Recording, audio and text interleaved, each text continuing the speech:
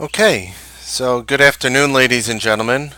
Welcome to NEWSBEAT Live. We're going to be going over some of the trades we made today, some of the things that we went ahead and we took.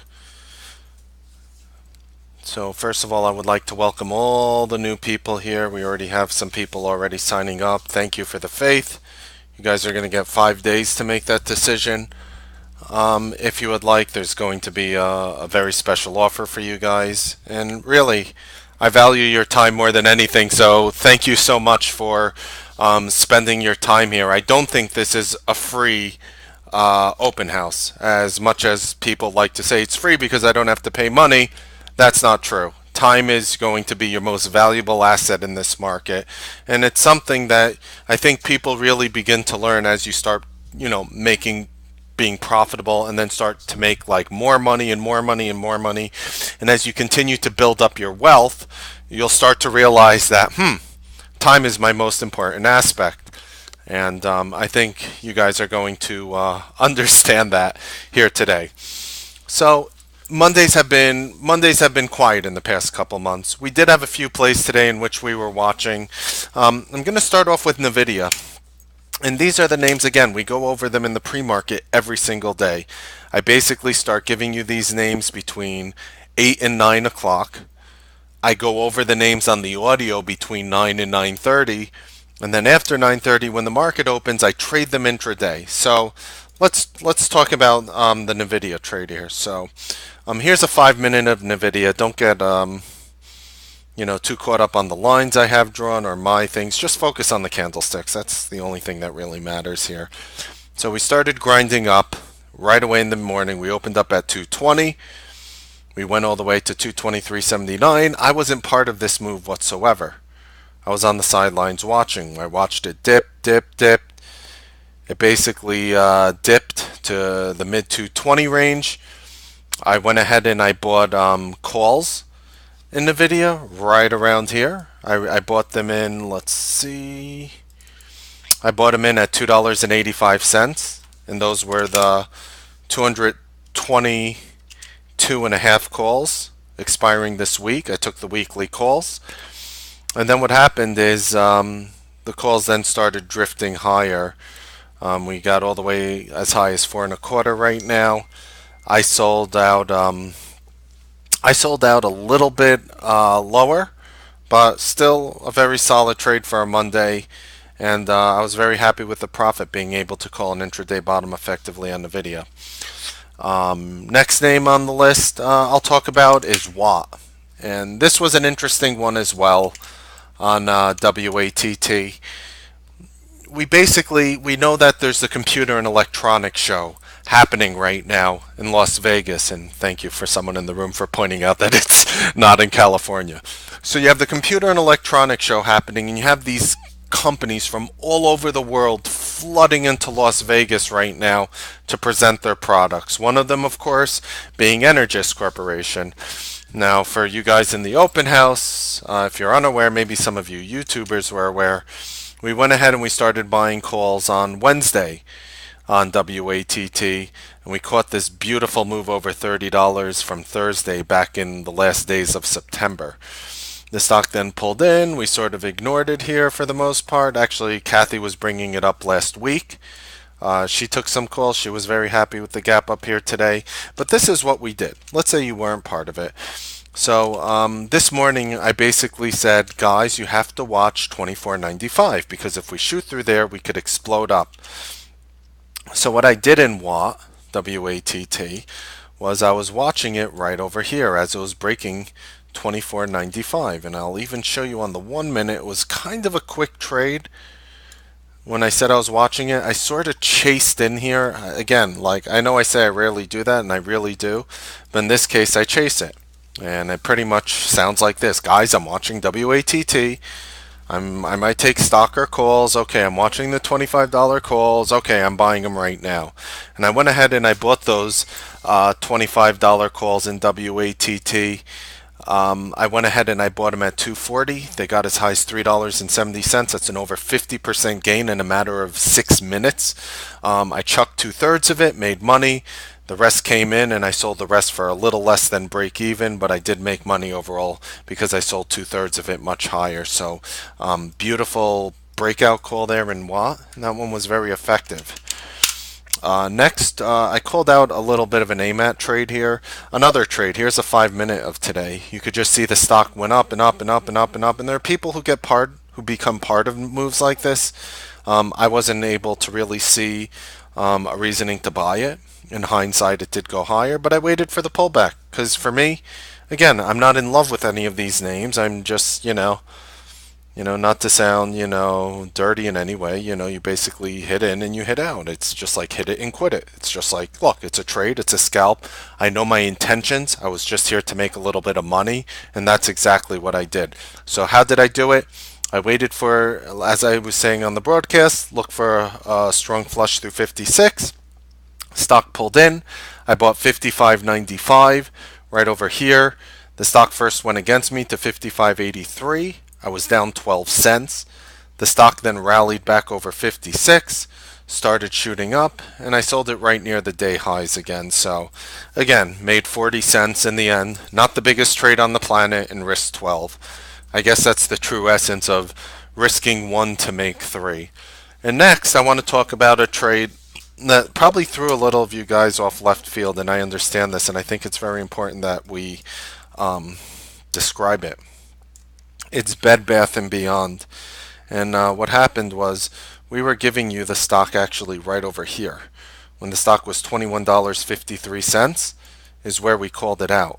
The stock had takeover news. It was takeover chatter, and the stock popped to 21.80 and then drifted down.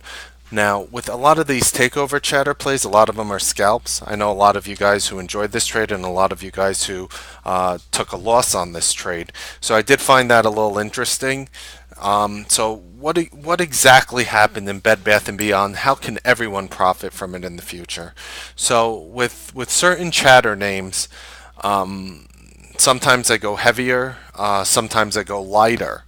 So in the case of Bed Bath & Beyond, I sort of spelled it out where I'm like, okay, it's chatter for a couple thousand shares. You pretty much got the information at 950. Bloomberg was posting it at 951. Now, 30 seconds to a minute doesn't sound like a long time, but for some of these trades it is. I guess that's pretty much what I mean by news before the majority of Wall Street. However, this one was a garbage play. So what happened was it popped out. I probably made 15 cents on it and I chucked it because not a lot of these chatter plays have been giving you big follow through. But if you're quick enough and you have the right software to quickly scalp in, it's a very huge opportunity to make your day really quickly.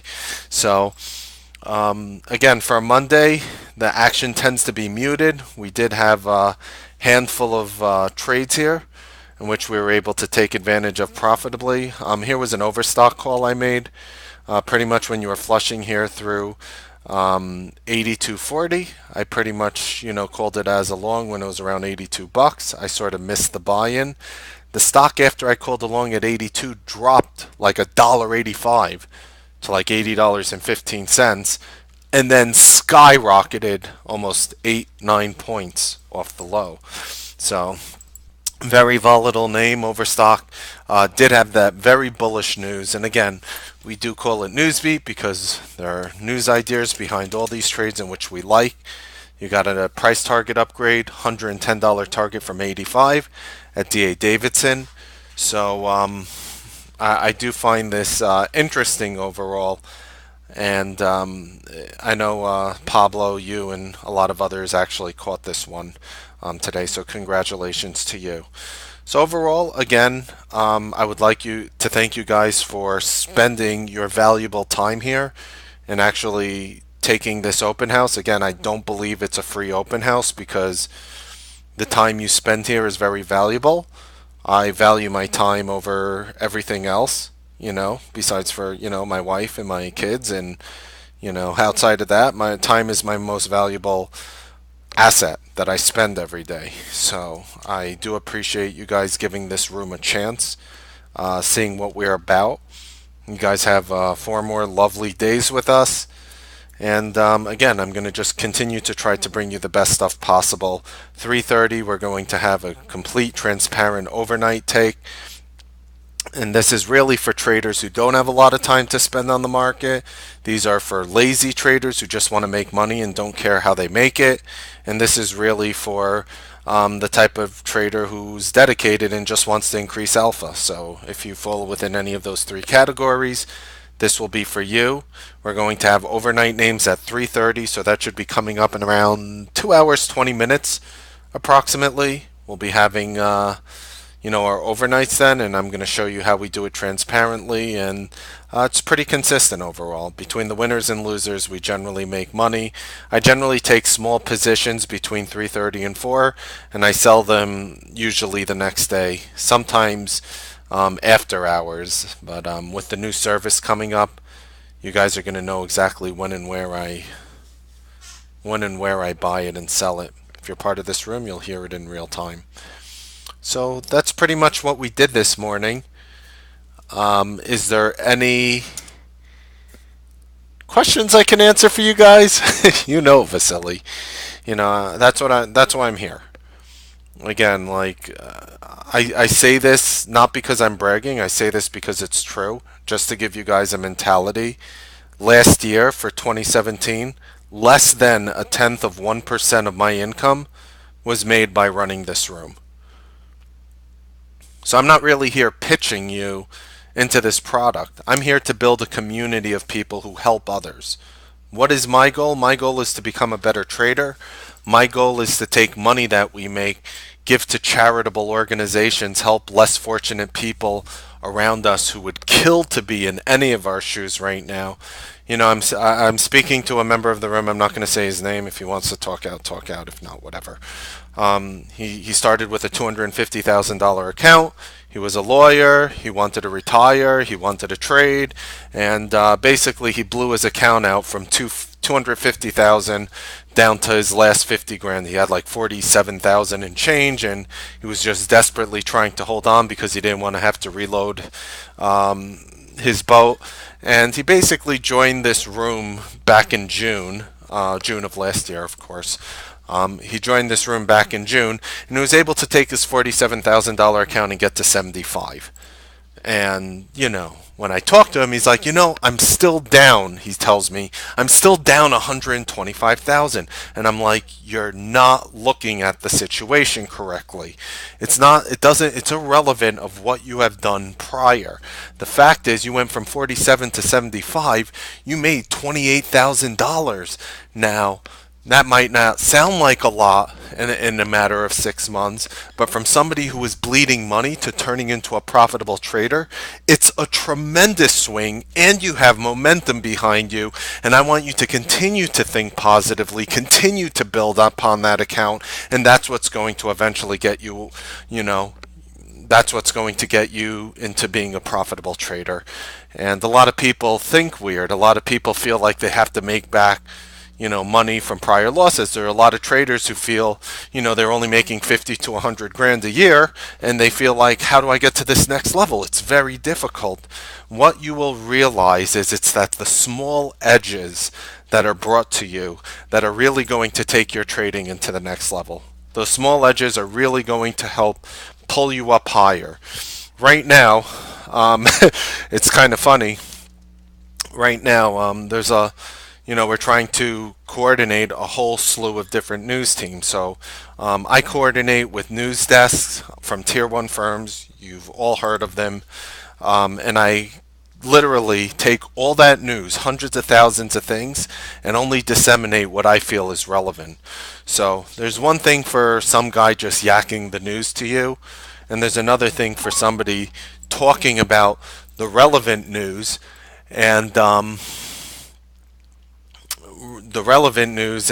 everything else into really transforming it into money. I mean, there was for example, if you want to talk of a big trade we had last year, I would probably mention Gilead, where pretty much, as all you guys easily remember it, we were buying Gilead all the way down here on June 20th.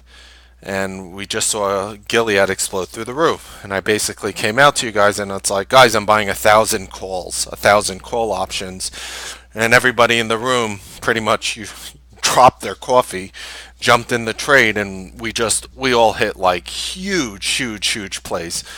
Now that's rare. I'm not giving you that every day. But what happens is names and trades like that can really define somebody's year. A trade like that could really define someone's career. And we do have those trades as well. And I keep telling everybody, like, if your goal is to make $100,000, you need to have days where you make 10% of your money or more.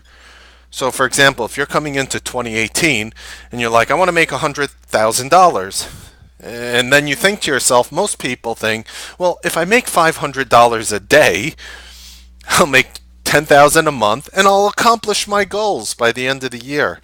But we all know that doesn't work like that. That's not how you make $100,000 trading. It sounds nice on paper, it makes sense on paper, and it never happened to anybody on this planet. We all know that.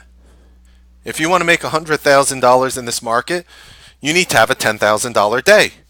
If you want to make $1,000,000 in this market, you need to have a $100,000 play, whether it's in one day or a play. A lot of you guys from YouTube are joining in because a lot of you guys crushed it on Stitch Fix, a name that we gave you at $15, and we put a $30 target, and it literally got to $30.07. This name right here, Stitch Fix, and I'm still holding some. To me, it was a few $100,000 trade. $300,000 trade. Some of you guys made over $100,000 on these trades. But you have to realize that these are going to be the ways in which, when you're ready to take your trading to that next level, when you say, okay, I want to make $1,000,000, that's how you're going to have to approach it. So what I also do in this room is I really try to give you guys that tremendous opportunity to achieve those goals, to really, catch these big plays. Because if you talk to anybody who's making millions and millions of dollars trading, like I speak to some of the money managers and hedge fund managers who are members of our room in our community, if you literally go to these people and you actually ask them, like, what's your best trade? Like I ask them, and we speak on the phone all the time, and I basically say, okay, what was your biggest trade of 2017? So this one guy actually said the Acogen call we called out. So I don't know if you guys remember this, but it was AKAO. He actually bought it in 2016, right over here, and the name started digesting. And we knew that he bought hundreds of thousands of shares. We disclosed it to the room over here. And then the stock ended up going all the way up to like $27. He was selling out over 22. I mean, he crushed it. And he said that was his biggest trade. That was his biggest trade. He made over $2 million on that one trade. But you have to realize that's what's going to carry you into the future. Now, a lot of you are probably sitting there thinking, Mark, I don't have the buying power. I can't buy 300,000 shares of a $14 name. I don't have, 4.2 million in buying power. So my response is basically options. Now, a lot of people are scared when it comes to option trading, but for Gilead, for example, like when I was buying those Gilead calls, I bought 1,000 of these calls at like 40 cents, 30 cents. So I was really betting like 30, 40 grand on that whole Gilead trade. Had I needed to buy, on this big trade for us, 100,000 shares of Gilead, that would have been 6.6 million in buying power, as opposed to 30, 40,000 in buying power. So there is a time to play stock. There is a time to play options. We do both here. And it's just about doing the most effective trade possible. I think it's also about following a community who cares about each other. I think that is a very, very major part about what I do. I mean, one of the biggest benefits that I bring to you guys is the community. And I'm not delusional to the fact that the people around me and in this room bring so much value to each other that I'm honored to be part of it. I'm honored to be part of it. So, hopefully, you guys will utilize the tools here. Again, you do have 4 more days. I know some of you guys jumped up and already signed up. Thank you. I appreciate the faith. And basically, I guess what I want to ultimately say is if you're here and if you're one of the traders who had problems making money or achieving your goals, that success is not final and failure is not fatal. It is the courage to continue that counts. And that's a very famous line from Winston Churchill, of course. And through this hard work and effort, and as I humbly say, blood, sweat, and tears, this is what really brings you to the next level. So I really hope you guys see the edge in using me here and utilizing this community to your best advantage. And I hope you have a good time and make money while doing so. So thank you for listening to my spiel. Just going to wrap it up early. And if any of you guys have any questions or any thoughts, any questions about the room or any stocks I could break down for you, now would be the time to ask.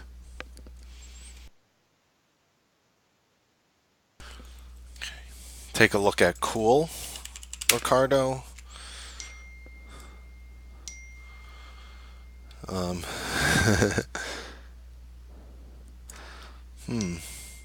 Not so cool trading right here. I don't have any strong opinions on it. It looks neutral to me. A place in which I'd want to buy it today would be $2.89. And you see what I mean by before, Michael, when you were asking me about the IPGP short, and I don't think, it's about, I don't think it's about one name, McCall, or Michael, however you pronounce it. I don't think it's about one name, but imagine, you're trying to short IPGP, even though it looks maybe overextended, and I could agree with you with that. It just turns into a very difficult thing, especially in the current market conditions. It's kind of funny how you mentioned this. I bet you if it was 2009 or 2008 and you talked to me like that, 9 out of 10 times it would have dropped off the level you called. So you have to always remember it's the type of market you're trading in when you're trying to execute some strategies. And that's why you'll realize my strategies when I call out bottoms and tops change based on current market conditions.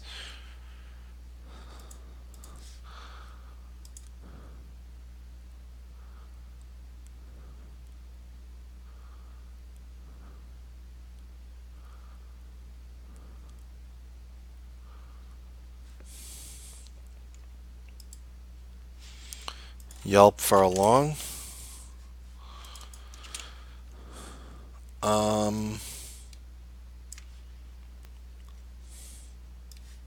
It's right at the top. It's right up against resistance here. So for it to break out, you would actually need a close above 43.68, and that would make me bullish here. I know you guys probably hear my phone blowing up right now. Just news guys asking me technical levels, but I'm ignoring them for the time being. Yeah, Netties. It's a good call, Kathy. I like the grind up back to day highs. Very well played. Jim, watching Zendesk. Not convinced yet. For me, it would have to hold above. Well, I agree with your number, your level, by the way. For me, true resistance is 35.51. So you're saying 35.50-ish. I completely agree with your level. And then you're going to want to close above that level. So maybe if you like, jumping in these things for breakout patterns, I tend to like to buy the pullback, but I think you're extremely accurate on your level there, Jim. Thoughts on DF, Dean Foods?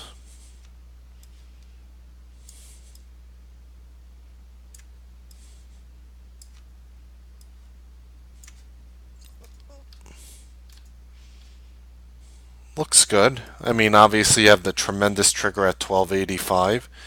That'll be your tremendous breakout level. Might be ready to go over here. I like what you're watching, Alan. Partho, thinking of Micron $50 July calls. Um, I like what you're watching here for the most part. I guess the question is Micron going to hold above the current levels? Looks decent, but always when buying those July calls, like always remember you're going to have up and down days.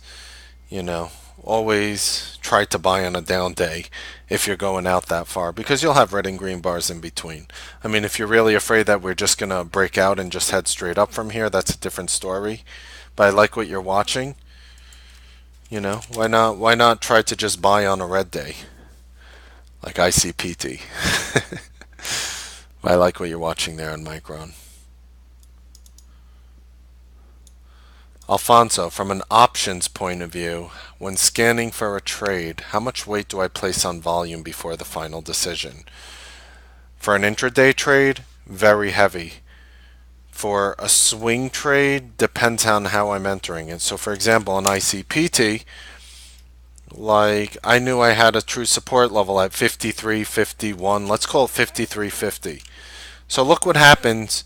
Look what happens when you went through 53.50 levels today. Look at the volume in ICPT, how it spiked up. That's how I knew the algorithms were following my level. So when I say that's an algorithmic support level, it's proven in the volume. It's not a coincidence that, when the stock was falling through my levels here, that the volume suddenly spiked up out of nowhere in ICPT with no news. So in a case like that, I don't mind low volume from here. In fact, I prefer it.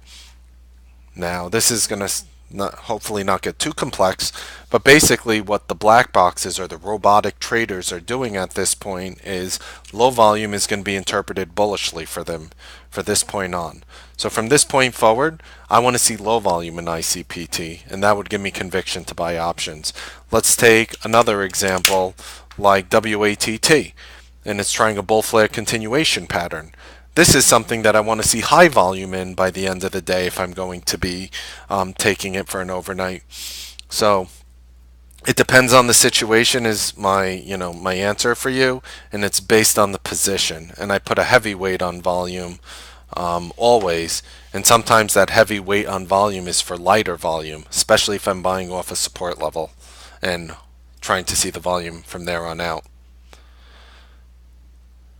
Hey Carl, have I gotten any valuable information from those computer tech shows in Vegas? Hold on. Sarepta has a lot of volume here. 1 second, there might be news on Sarepta. So also, just so you know, guys, if I'm watching my news filter and something comes through the news, trading comes first. So I stop the spiel and I focus in on the market. Sarepta just got a ton of volume here. I'm not sure if there's any news out. I'm sniffing around. I'm not buying any currently. Okay, so on Sarepta, not on Sarepta, you're talking about the computer and electronic shows. So the answer is yes and no. Let's talk about how yes.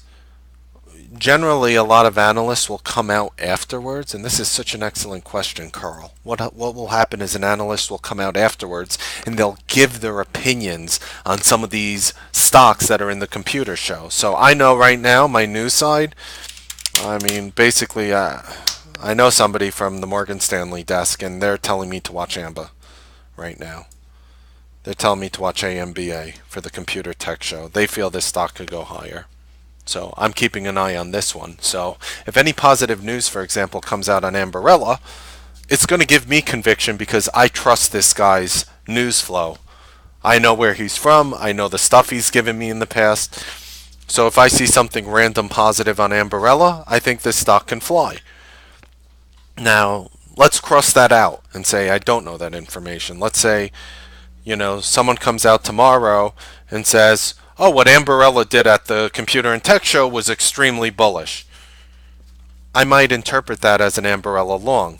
I think it's sort of hard for people to just say, okay, this company is presenting. Now, every single company is going to present well. That's something you have to understand. There's not going to be like bad news from any of these presentations. Nobody is spending hundreds of thousands of dollars on a booth at this computer electronics show to come in and say, hey guys, we suck. We have nothing to offer you. Sorry, maybe next year.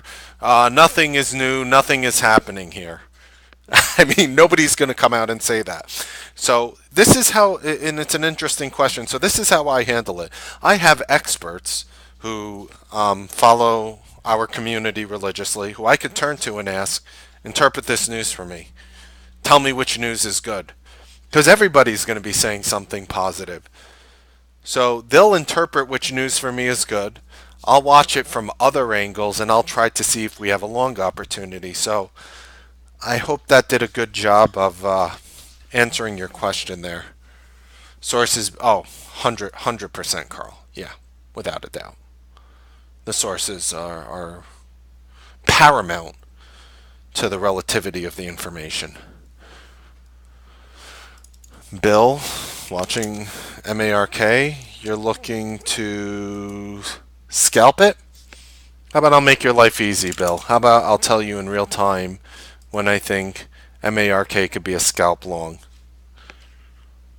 I'll just track it for intraday. All right. Hey, Jason, I just went over Micron. It looks good for me for a swing long. I just want to see it pull in a little. Like maybe if we could pull in towards, $43.50 to $44 in the next couple days, that would be a big deal to me. Yeah, that was a wonderful call on X last week. Still going up, Kathy. Obviously, Kathy is a member of our room, and we were watching this stock last week.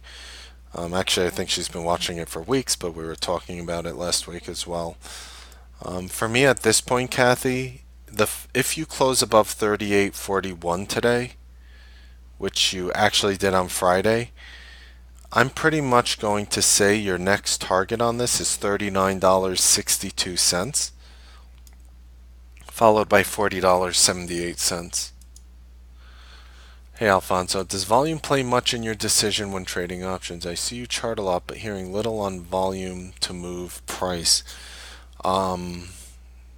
So, like for example, to answer that, of course it does, Alfonso. So this morning, I gave you guys two lists. One was based on news, and the other was based on volume. So here, I'm scrolling up. I'm going to copy and paste it for you guys, so you don't have to go up and really look for it.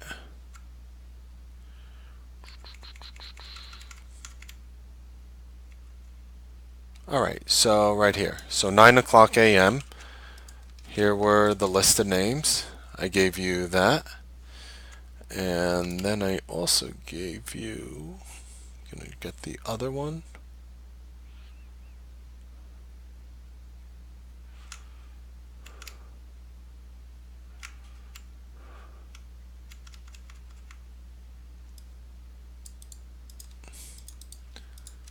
And I also gave you that. And that was at 9 o'clock a.m. I gave you news names and volume names. So our trade in WATT today, for example, which I made money on, that was more based on volume than anything else. So, yes. And I did trade volume on WATT. So it was based more on the volume of the name. The volume of the options do play a difference in certain trades. In this one, it was the volume of the name. So to answer your question, yes, volume plays a major role in my decision when trading options. And WATT, the play we mentioned earlier, was actually mentioned at 9 o'clock a.m. as a volume name. W? Well, the thing with W is you're near all-time highs, so you need to watch Wayfair here very closely. 84.19 is the all-time high. Maybe you, yeah. Maybe you get some follow-through. Jim, IBKR. Bullish engulfing bar.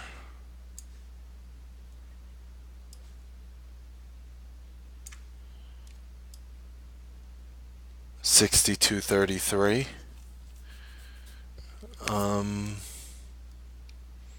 That would be your breakout. It's a nice bullish engulfing bar. The only thing I don't like about interactive brokers here, besides that the software seems confusing to me, wink wink, is the volume today. Oh, my pleasure, Alfonso. By volume, do I mean pre-market volume? And I mean both. So yes, it was pre-market volume, but I also watched Watt intraday for open market volume. So all of the above. You know, I'm long, small. No. Does that make me rethink? Because there's a lot of volume on the AMD 13s. I think the way people are viewing, I mean, first of all, AMD always has a lot of volume. Let's just be perfectly clear. So for example, the $12 calls have 7,000 volume. Okay, the 13s have little more than usual, right? 25,000 calls. I get it. I get what you're saying here. So does that make me rethink that the stock could head higher? No. Do I think the stock could go higher for other reasons? Yes. So one of my reasons I think the stock could go higher is you've seen NVIDIA at all-time highs today. But my argument would be this for you. Why not buy NVIDIA? Why not buy NVIDIA calls as opposed to AMD? Well, take the price difference aside. Let's say, you could throw $1,000 at AMD like you could throw $1,000 at NVIDIA. So, like, for example, NVIDIA today is up more than AMD on a percentage level. I'm not talking about dollars and cents. Obviously, it's a bigger name, But, like, it's up 4% while AMD is up 3%. Now, do I think your trade could work because NVIDIA is grinding up higher and people will eventually look at its competitor AMD and say this is cheap? Yes. I do think that's a good reason, and that might be the reason why you see that option volume today. If you're asking me, like, maybe AMD is presenting something and they too will go up in value. So I like your trade. But you have to understand it's not because you see that 25,000 contracts traded in the $13 January monthly call. That's not why I like your name. Now, let me flip the scenario. Let's say Nvidia was down 5% today instead of up 4%, right?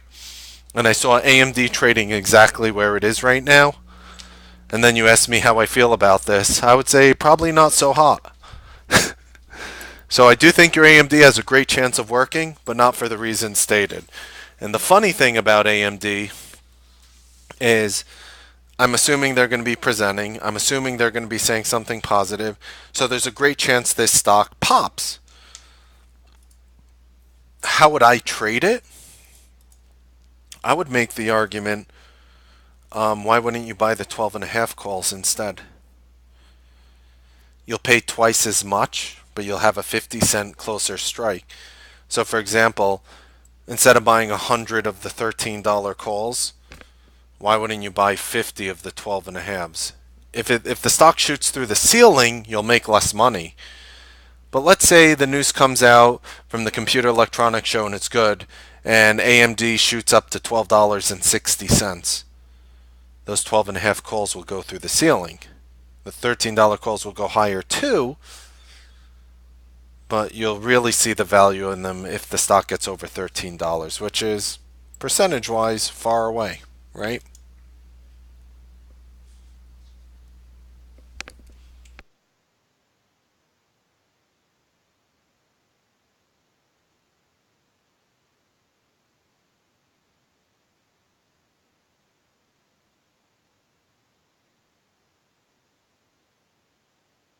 Thanks for the heads up on Sarepta, Kathy.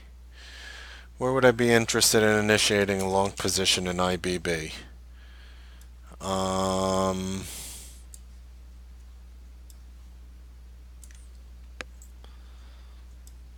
Good question.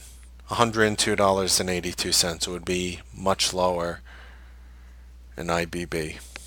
Bob, from these levels. All right.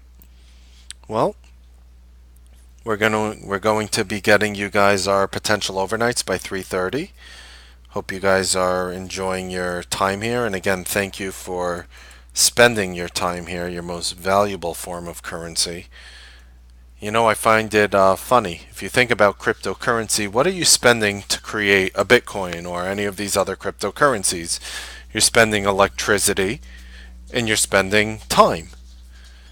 So, if electricity, for example, let's say there was no time cost in producing these coins and you just spent electricity, I would move to one of these countries that have very low electricity costs, press a button, print a million of these coins, and become the wealthiest person in the world overnight and head back.